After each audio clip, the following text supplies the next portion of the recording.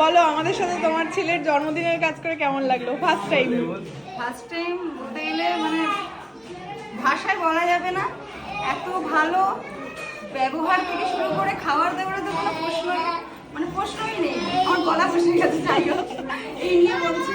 খুব ভালো হয়েছে, আমি খুব হ্যাপি। তোমার খাবার দাবারের কোয়ালিটি কেমন লেগেছে? টু গুড, সবাই বলেছে খুব ভালো।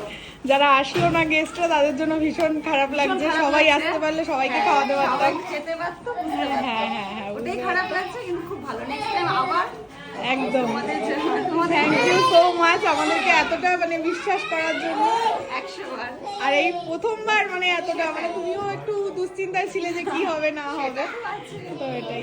আর সব খাবার গরম পেয়েছো? সব খাবার গরম। লাস্ট পর্যন্ত রাত্রি 11:30-12টায় খেয়েছি, তখনও গরম, সব গরম।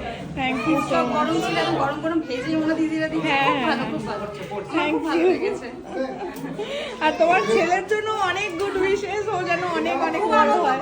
খুব আনন্দ, সারা সন্ধ্যে ছুটে গেছে, এখন এনার্জি ভরপুর।